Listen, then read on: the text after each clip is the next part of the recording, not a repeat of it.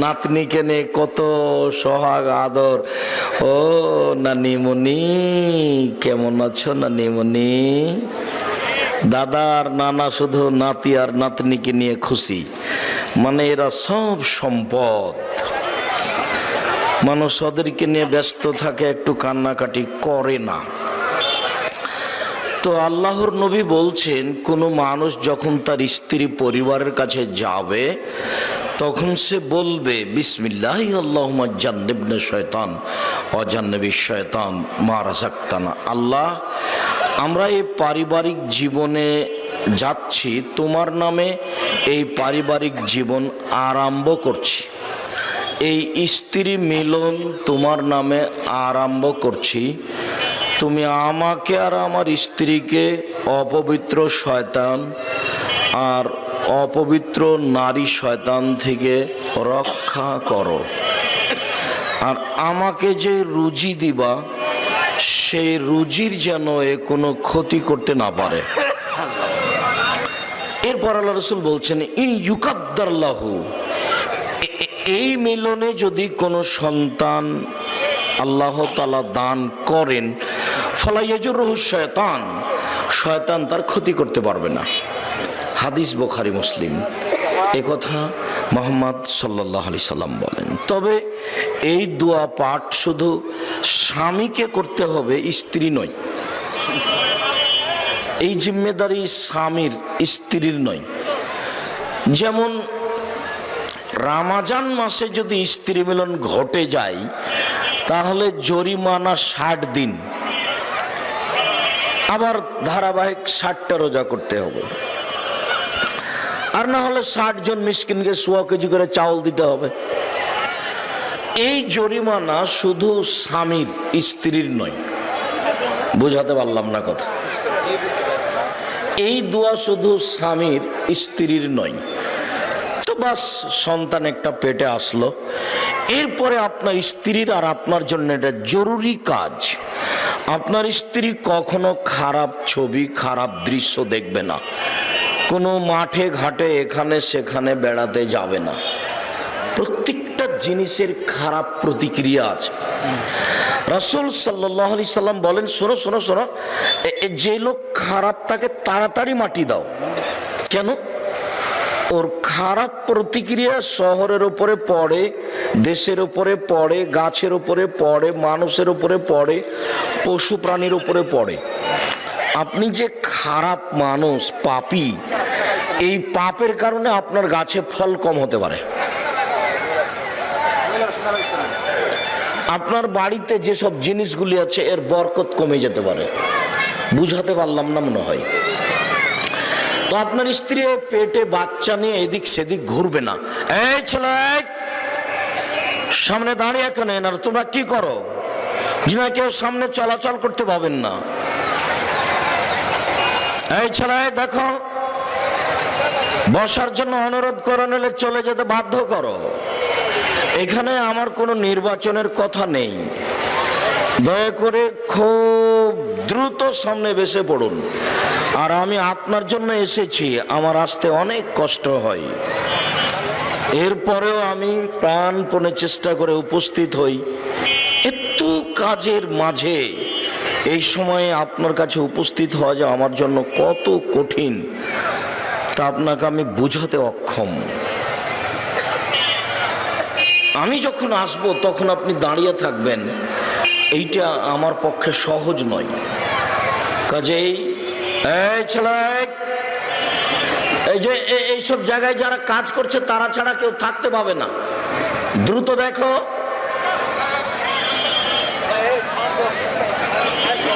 দ্রুত যারা দেখাশোনা করছে, ভলেন্টিয়ার হিসাবে আছে, তারা ছাড়া কেউ সামনে দাঁড়িয়ে থাকতে হবে না। হয় বসতে হবে, না হয় সরে যেতে হবে। তো আপনার স্ত্রীর পেটে বাচ্চা আসলে ওকে সব সময় খারাপ জিনিস থেকে বেঁচে থাকতে হবে। আর দুইজনে দোয়া করবেন যে আল্লাহ একটা সুসন্তান দাও। দোয়াই এমন ক্ষমতাধর একটা ব্যবস্থাপনা, যে 50,000 বছর আগে, পৃথিবী সৃষ্টির 50,000 বছর আগে যেটা লেখা হয়েছে, আপনার মায়ের পেটে যেদিন আপনি 4 মাস 340, সেদিন যেটা লেখা হয়েছে, দুয়ার মাধ্যমে ওটাকে আল্লাহ কেটে দিয়ে নতুন ভাবে লিখে দেন। দুয়া এত পাওয়ারফুল ক্ষমতাধর মাধ্যম।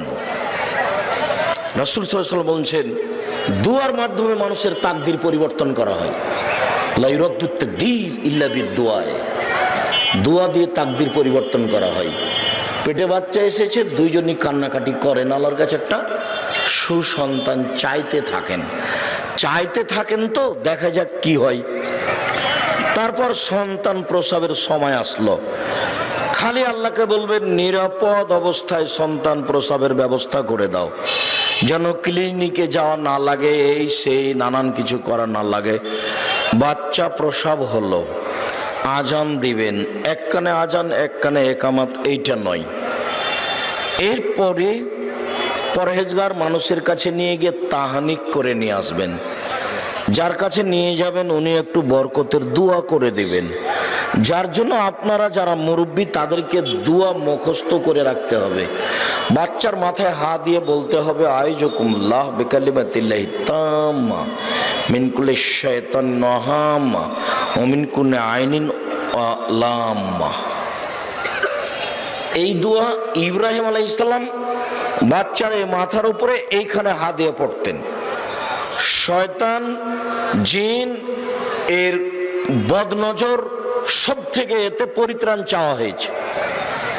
আল্লাহ আমার বাচ্চার উপরে যেন বদনজর না লাগে। বদনজর জানেন, আল্লাহর নবী বলছেন বদনজর এত খারাপ জিনিস, কোনো কিছু যদি তাকদীরকে ভেঙে দিতে পারতো, একবারে চুরমার করে দিতে পারতো, তো বদনজরই পারত।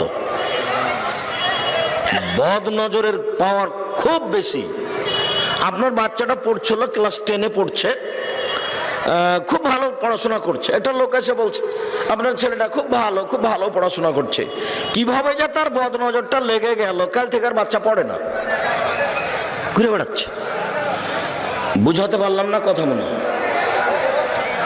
কোলে বাচ্চাটা আছে, বাচ্চাটা খুব সুন্দর, খুব হাসছে, খুব ভালো। আরে রাত থেকে এমন কান্নাকাটি শুরু করলে যার বাচ্চার কান্নাতে কেউ বাড়িতে থাকতে পারি না। বুঝা গেল না কথা? মনে হয় এর নাম হলো বদনজর। এ কথা মুহাম্মদ সাল্লাল্লাহু আলাইহি সাল্লাম বলেন। বদনজর খুব খারাপ জিনিস। বদনজর লাগলে কি করব? ফালাকার নাচ পড়ে ফোঁক দিবেন, খালি দিতেই থাকবেন। 2-1 বার নয়, 2-1 ঘন্টা, 5 মিনিট, 10 মিনিট, মাগরিবের পরে, এশার পরে, ফজরের পরে দিতেই থাকবেন। এ 2 বার 3 বার নয়। তো তাহানিক করে নিয়ে আসবেন, এই আজান হবে, তারপরে বাচ্চা নিয়ে কারো কাছে দোয়া পড়ে নিয়ে আসবেন, তাহানিক করে নিয়ে আসবেন। মহিলা পুরুষ সবাই তাহানিক করতে পারে। খেজুর চিবিয়ে বাচ্চার জিভার ভিতর দিকে দিবে, তারপরে প্রয়োজনে বাচ্চাকে ওর মা দুধ পান করাবে যেন এটা ভিতরে চলে যায়, এটা তাহানিক। তারপরে দিন যায় রাত্রি যায়, দিন যায় রাত্রি যায়। 7 দিনের দিন আকিকা করতে হবে। 14 দিনে আকিকা হবে না, 21 দিনে আকিকা হবে না, জীবনে একদিন আকিকা হবে না। এসব হাদিস একটাও ঠিক নয়। 7 দিনের দিনের হাদিসই হচ্ছে ঠিক। নাম রাখবেন, পশু জবে করবেন, মাথা নেড়ে করবেন, আর ওই চুল সম পরিমাণ একটু চাঁদি দান করে দিবেন, বা ওই পরিমাণ টাকা দান করে দিবেন, 150-200 টাকা। 7 দিনের দিন 4টা কাজ আছে। এই বাচ্চা, ডান দিকে এত হইচই হচ্ছে কেন? এখানে কি রাস্তা? ও রাস্তা, তাহলে এটা ঘেরতে হতো না। ঘেরার কারণে ওরা মনে করছে আমরা নাগালের বাইরে আছি, এদিকেও ঘেরতে হতো না, ভুল হয়েছে। ঘেরা না থাকলে দেখার সাথে সাথে তার একটা ইতস্তবোধ ভিতরে আসতো। বুঝতে পারেননি মনে হয়? একটা ইতস্তবোধ ভিতরে আসতো। ও এখন মনে করছে যে আমি চিল্লাচিল্লি যাই করি, ওরা কেউ বুঝতে পারবে না। প্রয়োজনে সম্ভব হলে এটা খুলে দেন, তাহলে হইচই কিছুটা কমতে পারে। সম্মানিত দিনী ভাই বোন, আকিকার গোশত নিজের গোশত, এটা কুরবানির সাথে কোনো সম্পর্ক নেই। কুরবানির গোশত নিজেই একাই খাওয়া যাবে না। ফকির মিসকিন থাকলে না দিলে আপনি গুনাহগার হবেন। আর আকিকার গোশত নিজের গোশত, আমি দিলাম না তা আমি একটু কৃপণ ভাব হলাম, দিলাম, হাতটা বড় দিয়ে দিলাম, দিতে হবে এই কথা আকিকার গোশত নেই। আকিকা হচ্ছে বাপের জিম্মেদারি, এখানে নেকি নেই। আর কুরবানি হচ্ছে জিম্মেদারি নয়, ওটা নেকি। করলে নেকি হবে, না করলে নেকি হবে না। কুরবানি দিয়েন না, তাতে কি আছে, 2-1 বছর 2-4 বছর দিয়েন না। রমজান মাসে রোজা থাকলে নেকি হবে, রোজা সিয়াম থাকবেন, সাথে তারাবি পড়বেন। তারাবি পড়লে নেকি হবে, না পড়লে নেকি হবে না। তারাবি তো আর ফরজ নয়। ঠিক এরকমই কুরবানি, কুরবানি করলে নেকি হবে, না করলে নেকি হবে না। কিন্তু আকিকা দিতে আপনি বাধ্য। ভিক্ষুক হলেও ভিক্ষা করে আকিকা দিতে হবে। গ্রামের লোককে কাউকে বলবে যে আমি গরিব মানুষ, 500 টাকা দিয়ে একটা ছাগল আমাকে কিনে দেন। 500 টাকা আজও পাওয়া যাবে যে কানা খোড়া একটা ভেড়ি, ভেড়া বুঝেন আপনারা? জি জি। ছাগল ছাগি, দুম্বা দুম্বি, ভেড়া ভেড়ি, কানা খোড়া ন্যাংড়া, যেটা একটা জান থাকলে হলো, জান আছে, জানটা আছে। গোস্ত খাওয়ার রুচি হোক আর না হোক, জবে করে ফেলে দেন, তাতে আসে যায় না। কিন্তু 7 দিনের দিন আকিকা হতে হবে। বুঝাতে পারলাম না? যারা বলছে গরিব মানুষ করতে পারেন, ওটা ঢং, বেঢঙ্গা কথা। ছেলের হাত এখনই ভেঙে গেলে 3 ঘন্টার মধ্যে 10,000 টাকা সংগ্রহ হবে, আর বলছে যে করতে পারিনি। এসব বেঢঙ্গা কথা, সব কথার কোনো দাম নেই।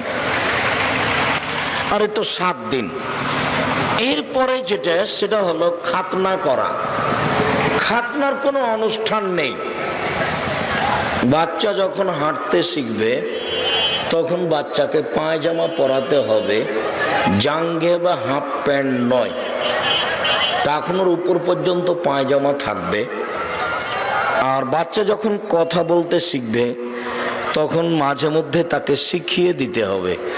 মা কোলে নিয়ে তাকে শিখাবে ঘুম যাওয়ার দোয়া, ঘুম থেকে উঠার দোয়া, পেশাব পায়খানার দোয়া, বাড়িতে ঢুকলে সালাম। অনেক শিক্ষার মধ্যে এটা একটা থাকবে, সালাম। রাসূল সাল্লাল্লাহু আলাইহি ওয়াসাল্লাম বললেন যে এজা দাখালা আহাদুকুম বাইতাহু ফালিয়াযকুরিল্লাহ দুখুলিহি ইনদা তামিহি। ঢোকার সময়তে কেউ যদি সালাম দেয় আর খেতে বসে যদি বিসমিল্লাহ বলে, কালা শয়তান, তখন ইবলিস বলে লা মাবিতা লাকুম ওয়ালা আশা, এই বাড়িতে তোমাদের খাওয়ারও ব্যবস্থা নেই, এই বাড়িতে তোমাদের থাকারও ব্যবস্থা নেই। আর যখন সালাম দেয় না তখন ইবলিস বলে যে এখন থাকো, মাবিতা লাকুম, এখন থাকো। খেতে বসে যখন সালাম দেয় না তখন ইবলিস বলে আচ্ছা ঠিক আছে, এবার হয়েছে, থাকো আর খাও, থাকো আর খাও, থাকো আর খাও। যার জন্য তো সেদিন বলে গেলাম যে আপনাদের বাড়িতে যখন গরুটা গোহালে যায় তখন কি সালাম দেয়? তা আপনি যখন ঢোকেন বাড়িতে তখন সালাম দেন না, তাহলে দুইজনই সমান। ওই জন্য আল্লাহ বলেছেন, তবে আল্লাহ আপনাকে গরু বলেননি। আল্লাহ বলছেন বুঝেও বোঝে না ওরা, অন্তর আছে বুঝে না, দেখেও দেখে না ওরা, চক্ষু আছে দেখে না, শোনেও শোনে না ওরা, কান আছে শোনে না। উলায়েকা কাল আনআম, তারা পশু প্রাণীর মতো, তারা গরু ছাগলের মতো, তারা কুকুর শ্রীগালের মতো, বাল হাজাল, বরং তার চেয়ে খারাপ। আল্লাহ বলছেন যে কুকুর শ্রীগালের মতো, গরু ছাগলের মতো। আপনাকে এখনো গরু ছাগল বলেননি কেন? আপনি ইচ্ছা করলে আজ থেকে সালাম দিতে পারবেন, কিন্তু গরু কোনোদিনই পারবে না। ছেলে মেয়েকে সালাম শিখাবেন, 7 বছর বয়স, কথা বলতে পারে, তখন থেকে বারবার বলে দিবেন আব্বু শিরক করা হবে না, আব্বু শিরক মহাপাপ। লোকমান হাকিম তার ছেলেকে বলছেন বুনাইয়া, আব্বু লা তুশরিক বিল্লাহ ইন্নাশ শিরকা লাযুলমুন আযীম। আব্বু শিরক করো না, শিরক পাপের জগতে সবচেয়ে বড় পাপ। এটা ছেলে মেয়েকে শিখাতে হবে।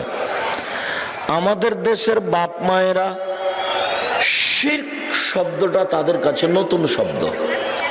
এ দিয়ে কি হয়,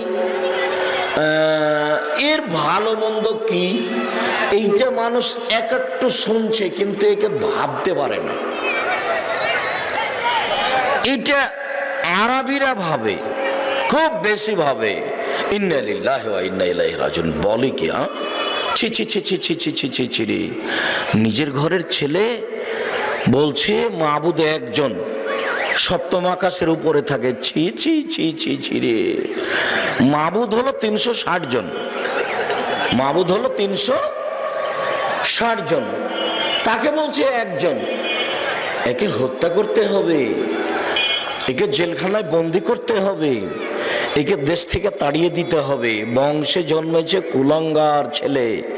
ছি ছি ছি ছি ছি ছি ছি। এতগুলি মাবুদকে একজন করলো। কত লাত, কত উজ্জা, কত মানাত, কত হবল, কত সরস্বতী, কত ভগবতী, কত কালী, কত দুর্গা, কত মাবুদ আছে। আর সেইখানে এই ছেলে বলছে যে মাবুদ একজন। কোথায় থাকে? সপ্তম আকাশের উপরে থাকে। সেগুলো যাব আশ্চর্য ব্যাপার, বিশাল আশ্চর্য। তারা বুঝেছে যে শিরক কি জিনিস। এখন আমাদের দেশের লোকেরা শিরক কি জিনিস বুঝে না। নির্দ্বিধায় বলছে যে টিকটিকে টিকটিক করলো, আমি ঠিক বলেছি। নির্দ্বিধায় ভাবছে যে ফরজ গোসল করে বেগুনের গাছে হাত দিয়ে ছিঁড়ে তোলা যাবে না। নির্দ্বিধায় বুঝছে যে গরুকে পায়ে লাথি মারা যাবে না।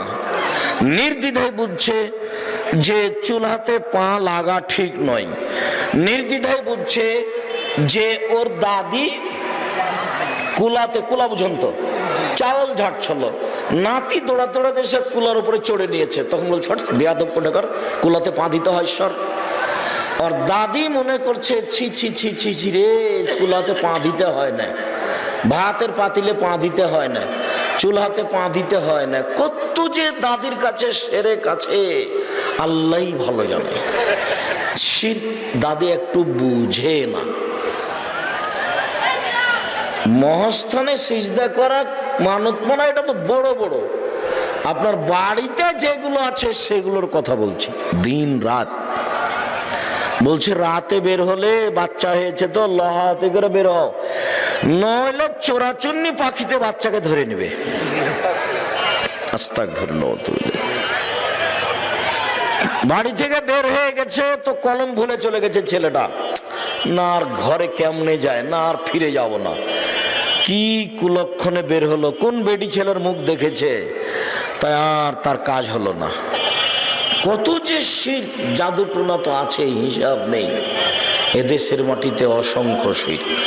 আর শিক্ষা প্রতিষ্ঠানে তো শিরক আছে। ও মা তোমার আকাশ তোমার বাতাস, ও কালিমা তোমার আকাশ তোমার বাতাস। আকাশ বাতাস কার? কালী মায়ের। ঠাকুর বলছে যে আকাশ বাতাস কার? কালী মায়ের। ও মা তোমার আকাশ তোমার বাতাস, ও কালিমা তোমার আকাশ তোমার বাতাস। 25 লাইনের কবিতা লিখেছে ঠাকুর। জাতি যখন বিপদে ঠাকুর তখন বিলাতে। জাতি এমন, ঠাকুর এমন ঠেলা দিয়েছে বাঙালিদেরকে, কিয়ামত পর্যন্ত জাহান্নামে রেখে চলে গেছে। বেটা আমি একাই যাবো রে, বাঙালি তোরা করে রেখে যাবো জাহান্নামে। ইবলিশের সাথে তার পাল্লা, কে পারে কে হারে, কেনা হলে শেষ। ঠাকুর দেখছে ইবলিশ পারে না, আমি বেশি পারি। এক বাক্যে ইবলিশকে ঠগিয়ে ছেড়ে দিয়েছে। এখন ইবলিশ বলছে কাজ আমার হয়ে গেছে, যা আমি করতাম তুমি একাই করেছো দোস্ত। তুই আমার কত কাছের বন্ধু, আমি করেছিলাম আল্লাহর সামনে জিহাদ ঘোষণা করেছিলাম। যখন আল্লাহ আমাকে বলেছিল শয়তান আদমকে সিজদা করলি না কেন? ও মাটির তৈরি, আমি আগুনের তৈরি, আমি ঊর্ধ্বমুখী ও নিম্নমুখী, আমি তাকে সিজদা করব মানে? তখন আল্লাহ বলছেন সরে যা এখান থেকে, তুই অহংকারী, তোকে আমি আমার রহমতের মধ্যে রাখবো না। তখন ইবলিস বলছে ঠিক আছে চলে গেলাম, দুইটা সুযোগ দিতে হবে। এক, আমি কিয়ামত পর্যন্ত বেঁচে থাকবো তার সুযোগ দিতে হবে। দুই, আদমের ছেলে মেয়েকে দেখে ছেড়ে দেবো কেমনে পাপ করে না, শিরক কেমনে করে না তা দেখে ছেড়ে দেবো, এই সুযোগ দিতে হবে। আল্লাহ বলছেন ঠিক আছে তোকে তাই দিলাম, নেন এবার। কতদিন পর্যন্ত ইবলিস বাঁচবে? কিয়ামত পর্যন্ত। তার একটা জীবন বাজি রেখে চেষ্টা আছে যে আমি হেরে গেছি, আদমের ছেলে মেয়েকে রেখে যাব না, সাথে নিয়ে যাব। আপনাকে আমি বুঝাতে পারিনি ঠাকুরের পরিকল্পনা। আল্লাহ জাতিকে হেফাজত করুক, আল্লাহুম্মা আমিন। কিভাবে উনি করবেন আল্লাহ তার ব্যাপার, আল্লাহ ভালো জানে জাতি কিভাবে জান্নাত লাভ করবে। শিরকের অভাব শেষ নাই। দেশ ট্রাভেলস গাড়ি ঢাকা থেকে ছুটলো, সূর্য ডুবার সাথে সাথে আলো দিলে, বেটা সুপারভাইজার শোনো, এখানে আলো দিলে কেন? আমার মালিক বলেছে সূর্য ডুবার সাথে সাথে গাড়িতে আলো দিতে হবে। সূর্য ডুবার সাথে সাথে বাড়িতে বাতি জ্বালায় হিন্দু। বুঝতে পারছেন না মনে হয়? সব ওদের কর্ম আপনার কাছে। এটা তুলসী গাছ, এটা তুলসী গাছ, তুলসী গাছে লাথি মারা যায় না, অনেক কিছু হয়ে যাবে। তুলসী গাছ বুঝেন? তুলসী গাছে লাথি মারা যায় না, এর নাম শিরক। সম্মানিত দিনী ভাই বোন, লোকমান বলেন আব্বু শিরক করো না, শিরক মহাপাপ। দুই, বোনাইয়া আকিমিস সালাহ, আব্বু সালাত আদায় করো। পরিবারকে যদি আপনি বাঁচাতে চান তাহলে 2 নম্বর কাজ, পরিবারকে সালাত আদায়ের জন্য বলতে হবে। মহান আল্লাহ বলেন ইয়া আইয়ুহাল্লাযীনা আমানু কু আনফুসাকুম ওয়া আহলিকুম নারা, হে পৃথিবীর মানুষ, তোমরা নিজেদেরকে এবং তোমাদের পরিবারকে জাহান্নাম থেকে বাঁচাও। নিজেকে জাহান্নাম থেকে বাঁচাবেন কিভাবে? পরিবারকে জাহান্নাম থেকে বাঁচাবেন কিভাবে? পরিবারকে জাহান্নাম থেকে বাঁচানোর 1 নম্বর কর্মপদ্ধতি, কর্মসূচি, পরিবার যেন শিরক না করে। 2, পরিবার যেন সালাত আদায় করে। মহান আল্লাহ বলেন অমর আহলাকা বিসসালাত ওয়াসতাবির আলাইহা, তুমি তোমার আহাল পরিবারকে সালাত আদায় করতে বলো আর নিজেও সালাত আদায় করো। আপনাকেই বলছি, বক্তব্যের সাথে মুনাফিকি করবেন না। আজ থেকে জরুরি জিম্মেদারি নেন যে প্রত্যেক সালাতের টাইমে ছেলে মেয়ে স্ত্রীকে নামাজ পড়ার জন্য বলবো। বলেন ইনশাআল্লাহ। এটা জরুরি জিম্মেদারি, বলতেই হবে, বলতে আপনি বাধ্য। চাঁপাইনবাবগঞ্জের ভাষাতে বলে ও তো করবে আর বাপকে করতে হবে। তার মানে আপনি তো আপনার ছেলে মেয়েকে বলবেন, আপনার বাপকে বলতে হবে, মানে বলতে হবেই, বাধ্য। প্রত্যেক দিন আপনাকে মধ্যখানে চট করে একটা কথা মাথায় পড়লো, আপনাকে স্মরণ করায় আমি। নামাজ যখন দাঁড়াবে, সলাতে যখন দাঁড়াবে মুসাল্লিরা, তখন দাঁড়ানো জিনিসটি যে কত জরুরি, দাঁড়ানো জিনিসটি যে কত জরুরি, সুন্দরভাবে দাঁড়াতে হবে। এটা রাসূল সাল্লাল্লাহু আলাইহি ওয়াসাল্লাম 23 বছর জীবনে কোনো এমন একদিন সালাত আদায় করেছেন আর মুখামুখি হয়ে বলেননি আপনারা কাতার সোজা করুন, প্রাচীরের মতো হয়ে দাঁড়ান, আপনারা কাতার সোজা করুন, প্রাচীরের মতো হয়ে দাঁড়ান। ওই যে দুইজনের ফাঁকা দিয়ে শয়তান প্রবেশ করছে, আপনারা ফাঁকা বন্ধ করুন। যে ব্যক্তি ফাঁকা বন্ধ করবে আল্লাহ তার জন্য জান্নাতে ঘর বানাবেন। যে ব্যক্তি লাইনের সাথে ফাঁকা রেখে দিবে, আল্লাহ তার উপরে রহমতটা কেটে দিবেন। যে সারির সাথে লেগে দাঁড়াবে, আল্লাহ তার জন্য রহমত চালু করে দিবেন। দুইজনের ফাঁকা দিয়ে শয়তান ঢুকছে, আমি দেখতে পাচ্ছি, ছাগলের বাচ্চার মতো হয়ে ঢুকছে। আগে পিছে হয়েও না, নইলে অন্তরে মতবিরোধ ঢুকবে, তখন সমাজে গন্ডগোল বেঁধে যাবে। নামাজ পড়তে গিয়ে সমাজে গন্ডগোল বেঁধে গেল, কেন? নামাজ কিভাবে পড়েছে, ঠিক মতন দাঁড়ায়নি, আগে পিছে দাঁড়িয়েছে, তখন অন্তরে মতবিরোধ লেগে গেছে।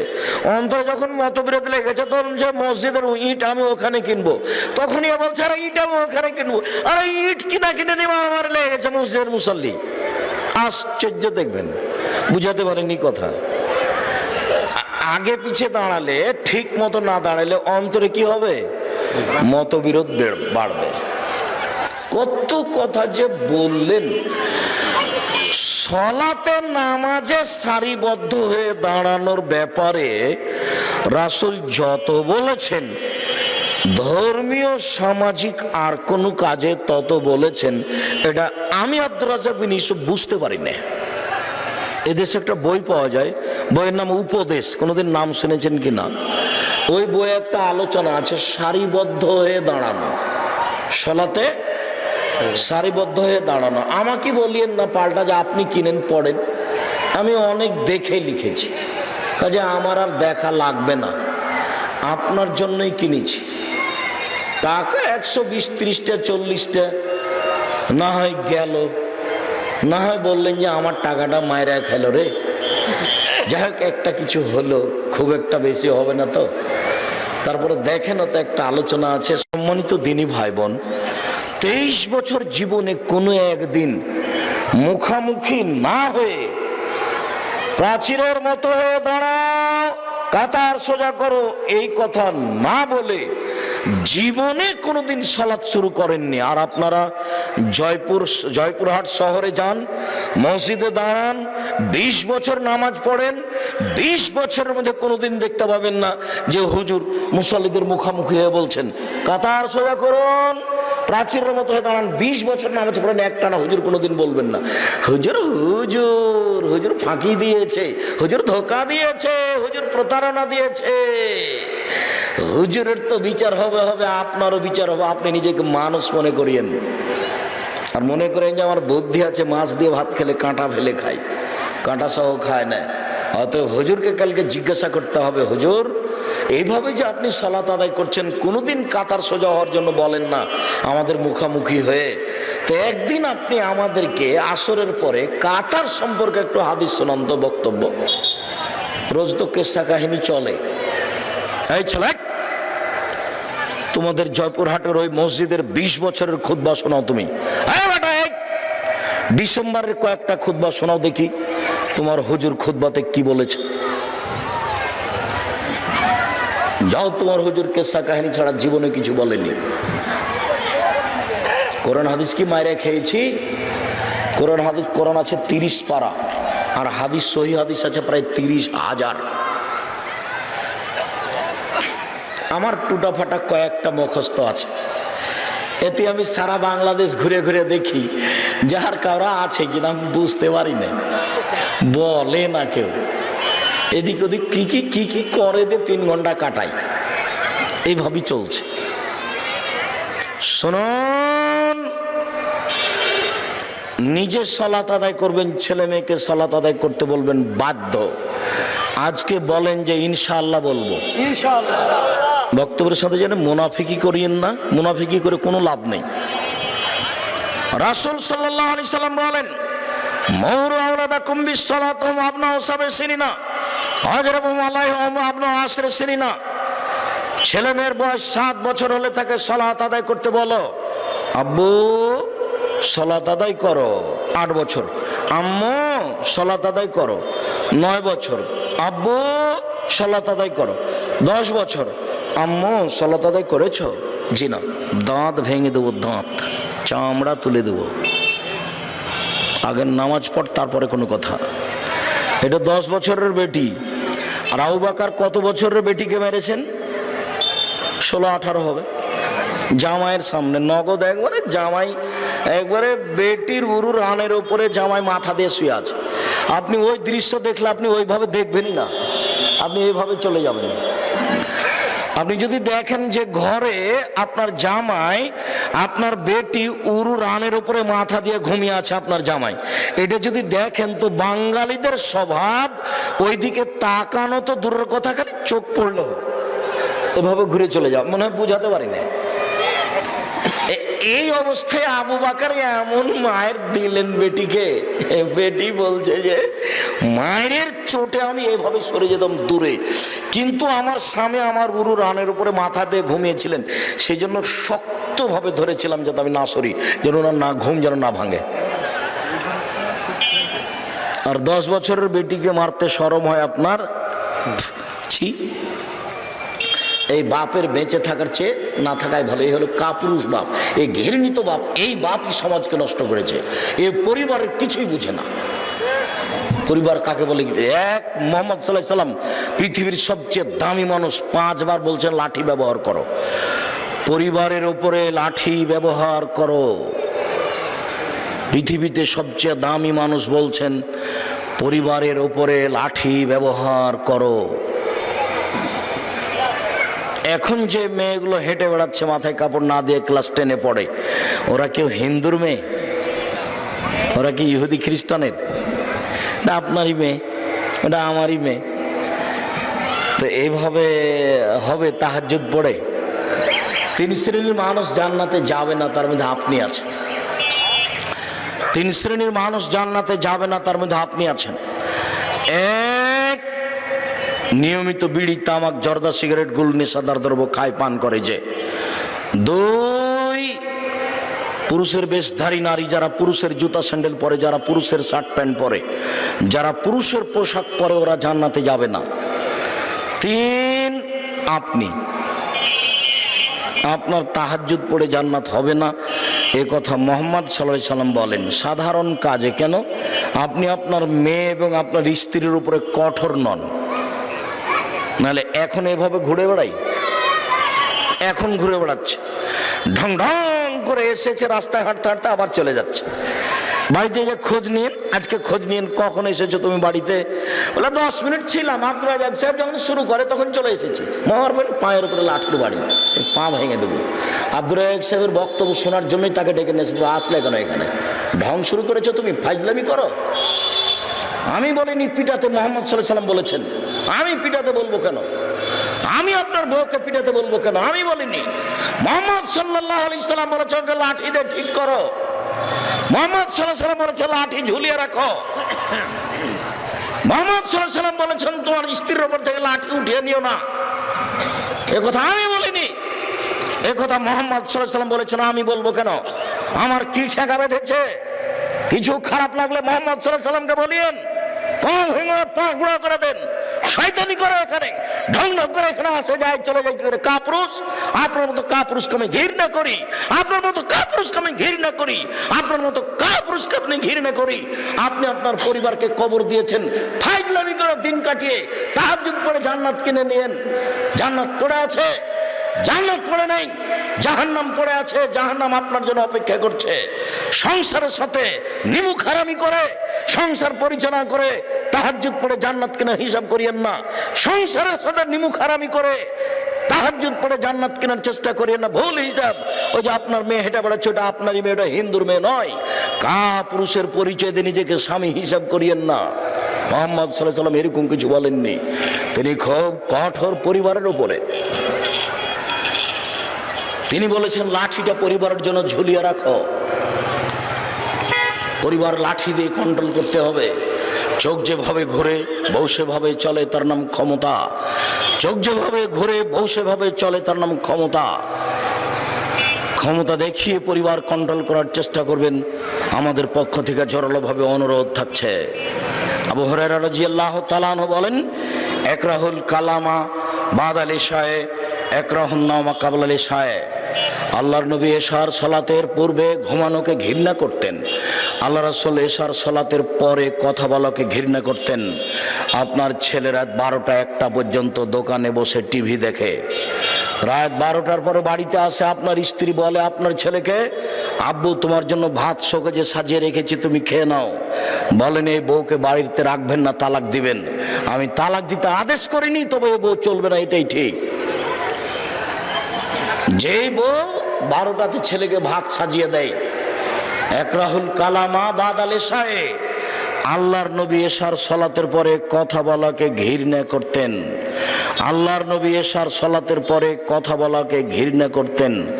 রাত্রি 9:30 10টার পরে কথা বলা ঘৃণিত কাজ, কথা বলা ঘৃণিত কাজ, কথা বলা ঘৃণিত কাজ। সেখানে এশার সালাতের পরে ছেলে টিভি দেখতে পারে দোকানে, কি করে? কাপুরুষের সন্তান পারে, কাপুরুষের সন্তান কাপুরুষ পারে। তিতা লাগলে, এই ভাষা তিতা লাগলে আমার কিছু করার নেই। আপনাকে তিতা লাগুক এটাই আমি চাচ্ছি। আপনাকে আমি ইসব জুলেখার কাহিনী বলে খুশি করতে আসিনি, আর আমার খুশি করা আমার অভ্যাস নয় জীবনে। কণ্ঠস্বরে বক্তব্য দিয়ে আপনাকে আমি বেখেয়াল করে পানির চোখের পানি ঝরাতে আসেনি। সম্মানিত দিনী ভাই বোন, আপনাকে আমি বলতে এসেছি, যে লোকের ছেলে মেয়ে এশার সালাতের পরে দোকানে বসে আড্ডা পিটে রাত ভর টিভি দেখে, সে লোকের কি হবে সেটা আপনি বলেন। আর নাহলে আপনি বলেন আব্দুর রাজ্জাক সাহেব এরকম বক্তব্য আপনার শুনবো না। দুটোর মধ্যে একটাতে আসতে হবে, হয় নিজেকে মানুষ মরতে করতে হবে, কঠোর হয়ে দাঁড়াতে হবে, নাহলে বিপক্ষে কঠোর হয়ে দাঁড়াতে হবে। হয় পক্ষে আসেন, নাহলে বিপক্ষে যান। আপনি এককভাবে দায়ী, আপনি আর আপনার স্ত্রী দুইজন মিলে সংসারটাকে ধ্বংস করেছেন। সম্মানিত দিনী ভাই বোন, রাসূল সাল্লাল্লাহু আলাইহি সাল্লাম বলেন, আর রাজুলু সাইয়্যিদ ওয়াল মারাতু সাইয়্যিদা, স্ত্রী হচ্ছে কর্ত্রী আর স্বামী হচ্ছে কর্তা। স্ত্রী হচ্ছে কর্ত্রী, স্বামী হচ্ছে কর্তা। নিজের কাজ করে যে তাকে বলে কর্মী, আর অপরের কাজ দেখে যে তাকে বলে কর্তা। বুঝাতে পারিনি? নিজের কাজ করে যে তাকে বলে কর্মী, আর অপরের কাজ দেখে যে তাকে বলে কর্তা। তা আপনি 5 ওয়াক্ত নামাজ পড়লেন, আপনি কর্মী। ছেলে নামাজ পড়লো কিনা এটা দেখবেন, তখন আপনি কর্তা। আমি মনে হয় বুঝাতে পারি না। আল্লাহ রাসূল বলছেন যে আর রাজুলু সাইয়্যিদ, স্বামী হচ্ছে কর্তা, ওয়াল মারাতু সাইয়্যিদা, স্ত্রী হচ্ছে কর্ত্রী। তো এই দুইজনের কাজ কি? এরা কি দেখে? স্বামী দেখে বউ সুন্দর করে রান্না করেছে কিনা, স্ত্রী দেখে স্বামী বড় মাছ কিনেছে কিনা। দুইজনে কিছু দেখে, কিছু দেখলো তো ভুল সিদ্ধান্ত। আমি অনুবাদক, অনুবাদটা আপনাকে কঠোর করে দেখাচ্ছি মাত্র, আমি আপনার ক্ষতি করতে আসিনি। নাহলে আপনি বলেন আল্লাহ রাসূল কি বললেন, যে স্বামী হলেন কর্তা আর স্ত্রী হলেন কর্ত্রী। কি কাজ করে তারাকে কর্তা আর কর্ত্রী বললেন? কি কাজ করে? কেন এভাবে ছেলে হেঁটে বেড়াচ্ছে ঢং ঢং করে? কেন বেড়াচ্ছে? ও কি ছোট ছেলে? ওখানে দাঁড়িয়ে আছে কেন? কেন থাকবে? আমি যে তাকে বলেছি পাশে এসে বসতে, বসে না কেন? ওর স্বভাব কেন খারাপ? বাপ হিসেবে তার স্বভাব ঠিক করতে পারেননি? ওকে বলে আসেননি যে সারা এলাকায় হাঁটবা না যখন আব্দুর রাজ্জাক সাহেব থাকবে? দয়া করে আমাকে অপমান করো না বেটা, তুমি এলাকায় যাও না।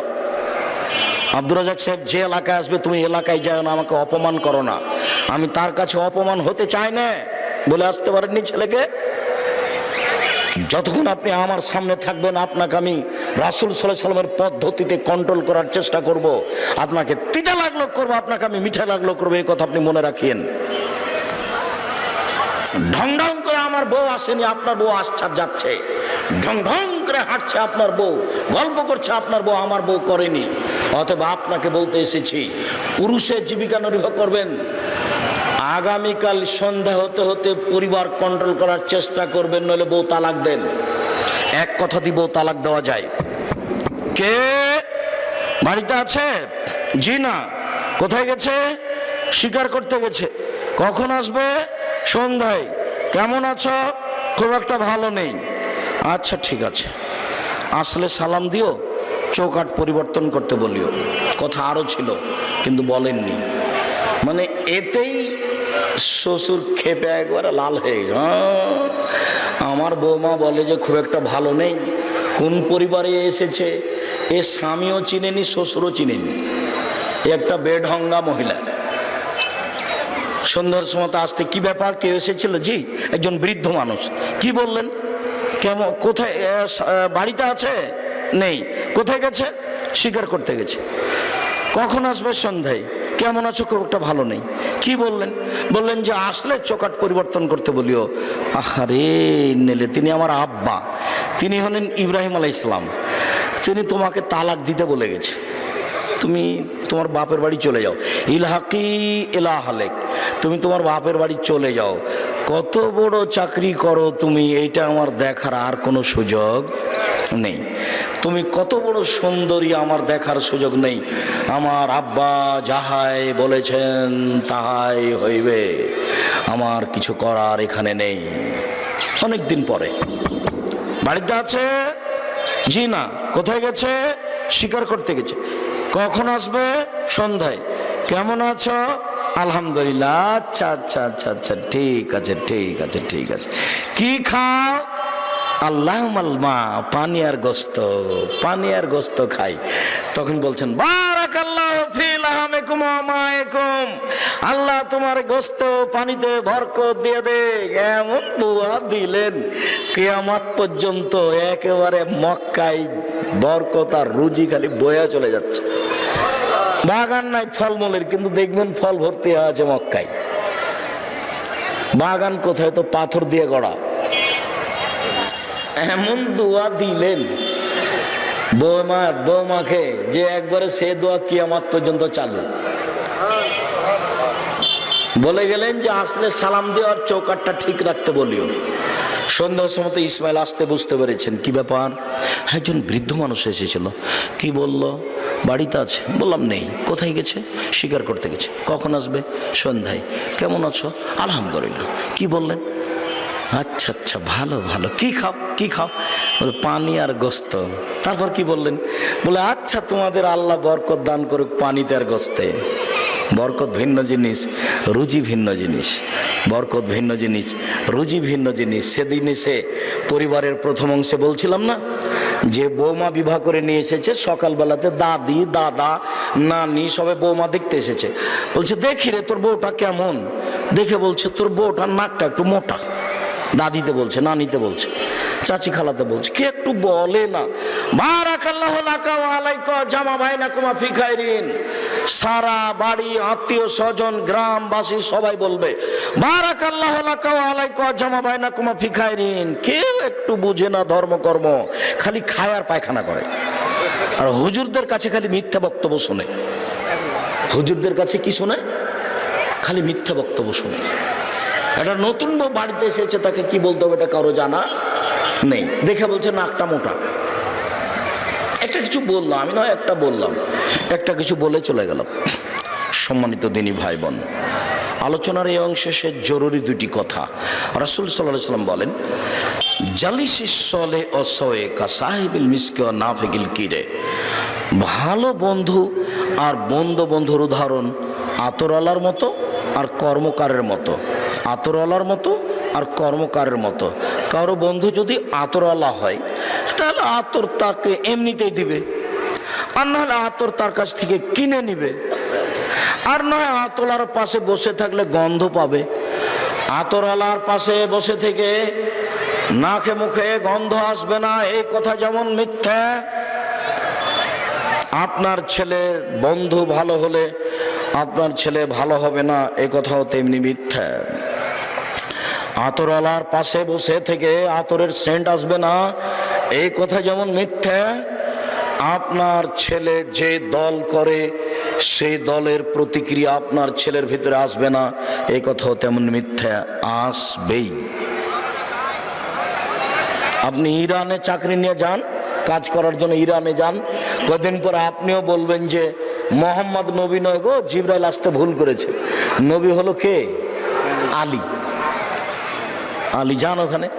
আরে আব্দুর রাজ্জাক সাহেব ভুল বলেছে, আজীবন দেখে আসলাম নামাজের 3 ওয়াক্ত গো, নামাজ 3 ওয়াক্ত, জোহর আসর একটা, মাগরিব এশা একটা, আর ফজর একটা। আব্দুর রাজ্জাক কতদিন আমাদেরকে বললো যে 5 ওয়াক্ত, ইরানে যে দেখছি আমরা 3 ওয়াক্ত। যখন যেখানে যাবেন মানুষের বিবেচনা সেটা ধরার জন্য প্রতীক্ষমান রয়েছে, সেটাকে নিয়ে সে ছুটবে চলবে। রাসূল সাল্লাল্লাহু আলাইহি সাল্লাম বলেন, কারো বন্ধু যদি কামার হয়, কর্মকার, তার পাশে যদি বসে থাকে, কখনো আগুন ছিটে সে কাপড় জ্বলে যেতে পারে। যদি কাপড় না জ্বলে, কামারের পাশে বসে থেকে নাকে মুখে ধোঁয়া আসবে, এ কথা সত্য। কামারের পাশে বসে থেকে নাকে মুখে ধোঁয়া আসবে না, এই কথা যেমন মিথ্যা। আপনার ছেলের বন্ধু খারাপ, আপনার ছেলে খারাপ হবে না, এই কথা তেমনি মিথ্যা, খারাপ হবেই। কামারের পাশে বসে থেকে নাকে মুখে ধোঁয়া আসবে না, এই কথা যেমন মিথ্যা। আপনার মেয়ের বান্ধবী খারাপ, আপনার মেয়ে খারাপ হবে না, এই কথা তেমনি মিথ্যা। আজকাল মানুষের জীবনে সবচেয়ে কাছের বন্ধু, কাছের বান্ধবী হচ্ছে মোবাইল। মানুষের সবচেয়ে কাছের বন্ধু কি? মোবাইল। মানুষ, যুবক যুবতী ধ্বংস হওয়ার, খারাপ হওয়ার সবচেয়ে বড় মাধ্যম। আজকের আলোচনার শেষ কথাটি, এই ছেলে, আপনার পাশ থেকে ওটা ছেলেটা উঠলো কি করে? শতবার বলা আছে এই কাজ করবেন না। আপনি কথাকে মূল্যায়ন করার চেষ্টা করবেন। আপনাকে আন্তরিকভাবে অনুরোধ জানাই। জাবের বললেন, আল্লাহর নবী, আমি কম বয়সের মেয়েকে বিবাহ করিনি এই জন্য যে আমার বাপ 6 জন বেটি রেখে গেছেন, আমার বাপ তার 6 জন মেয়ে রেখে শহীদ হয়েছেন, আমার 6 জন বোন আছে, আমার বোনদের সমবয়সের মেয়েকে আমি বিবাহ করিনি আল্লাহর নবী 4টা কারণে। এক, আমার বউ যেন আমার বোনদেরকে শিষ্টাচার শিখাতে পারে। বলেন আপনি, আপনার মেয়েটা ঢং ঢং করে আসলো আর গেল, আপনার স্ত্রী কি শিষ্টাচার শিখিয়েছে? 2, আমার বউ যেন আমার বোনদেরকে বিদ্যা শিখাতে পারে। 3, আমার বউ যেন আমার বোনদের মাথার চুল চিরুনি করে দিতে পারে। 4, আমার বউ যেন আমার বোনদের উপরে পাহারাদার হিসাবে থাকতে পারে। পাহারাদার। আপনার স্ত্রী আপনার ছেলে মেয়ের উপরে কি? পাহারাদার। বুঝাতে পারেননি? আপনার স্ত্রী আপনার ছেলে মেয়ের উপরে পাহারাদার। বুখারী মুসলিমের হাদিস। আমার কিছু এখানে নেই বলার। জানি না আপনার স্ত্রী আপনার ছেলে মেয়ের উপরে কি পাহারাদারি করে, সে কি দেখে, সেটা আপনি ভালো জানেন। সম্মানিত দিনী ভাই বোন, রাসূল সাল্লাল্লাহু আলাইহি সাল্লাম বলেছেন, প্রত্যেকটা ছেলে মেয়ে ইসলামী ধারণ ক্ষমতা নিয়ে জন্মগ্রহণ করে। সব ছেলে দাড়ি ছাড়তে পারবে, সব ছেলে প্যান্টটা টাকনোর উপরে পড়তে পারবে, সব মেয়ে মাথায় কাপড় দিতে পারবে। দেয় না কেন? ওর মা দিতে দেয় না। টাকনোর নিচে কাপড় কেন? ওর বাপ করতে বলেছে তাই করছে। রাসূল সাল্লাল্লাহু আলাইহি সাল্লাম বলছেন, বাপ মা যদি আগুন পূজক হয়, ছেলে মেয়ে আগুন পূজক হবে। বাপ মা যদি ইহুদি হয়, ছেলে মেয়ে ইহুদি হবে। বাপ মা যদি খ্রিস্টান হয়, ছেলে মেয়ে খ্রিস্টান হবে। বাপ যেমন মা তেমন। চাঁপাইনবাবগঞ্জের ভাষায়, বাপ যেমন মা তেমন। বাপ যেমন বেটা তেমন, মা যেমন বেটি তেমন। বাপ যেমন বেটা তেমন, মা যেমন বেটি তেমন। আর একটা কথা বলে, সঙ্গ দোষে লোহা ভাসে। একটা লোহাকে আপনি পানির উপরে ছেড়ে দেন, ডুবে যাবে, কিন্তু লোহাটা কাঠের সাথে লাগিয়ে দেন, এখন লোহা কি হবে? ভাসবে। এটা কি বলা হয় চাঁপাইনবাবগঞ্জের ভাষাতে? সঙ্গ দোষে লোহা ভাসে। এটা হলো সঙ্গ। আপনার স্ত্রী আপনার ছেলে মেয়ের সবচেয়ে কাছের সঙ্গ। আপনার স্ত্রীকে দেখেই আপনার ছেলে মেয়ে গড়ে উঠবে। আমি আপনাকে বুঝাতে প্রাণপণে চেষ্টা করেছি। আজ থেকে আপনার স্ত্রী আপনার পরিবারের 44 ধারা জারি করে রাখবে 24 ঘন্টা। আপনার ছেলে কিভাবে শয়, কিভাবে উঠে, কিভাবে দোকানে বসে থাকে, কিভাবে আড্ডা পিটে, কিভাবে নামাজ পড়ে, কাজের লোক দিয়ে ভাত রান্না করে নেন। কাজের লোক দিয়ে ছেলে মেয়ের পাহারা দেওয়া যাবে না। আবার বুঝাই, আমি মনে হয় বুঝাতে পারিনি। ছেলে মেয়ের পাহারাদার কাজের মেয়েকে বানানো যাবে না। ছেলে মেয়ের পাহারাদার কে? ওর মা। ছেলে মেয়ের পাহারাদার কে? ওর মা। ওর মাকে দিয়ে ভাত রান্না করে নিয়েন না, আমার পরামর্শ থাকছে। দিল্লিতে যদি বিবাহ করতেন, দিল্লিতে লখনউতে, তারপরে যদি বউকে বলতেন যে ভাত রান্না করো, তাহলে একবার লাভ দৌড়া, मैं तेरी दासी बांधी आई हूं, তুমি আমাকে ভাত রান্না করতে পারবে না? আমি তোমার কাজের মেয়ে নাকি? কাপড় তো পরিষ্কার করতে বলতে পারবেন না, যার জন্য তো সৌদি আরবের মেয়েকে আপনারা বিবাহ করতে পারবেন না, একদিনও সংসার চলবে না। ওরাকে চিনতে পারছেন না। বাঙালি জয়পুরহাটের মেয়ে পেয়েছেন তো, গরুর চারিতে পানি দিয়ে দাও বলে দিলাম, রুটি বানিয়ে দাও বলে দিলাম, টয়লেটটা ভালো করে পরিষ্কার করো বলে করলাম, এক গ্লাস পানি নিয়ে এসে একটু দেরি হয়েছে তো দাঁত ভেঙে দিব। বুঝতে পারেননি? এটা জয়পুরহাটের মেয়ে তো এভাবে ব্যবহার করছেন, দিল্লির মেয়ে হলে এভাবে ব্যবহার করতে পারতেন না।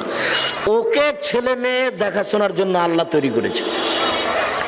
কাজের জন্য একটা মেয়ে ঠিক করেন,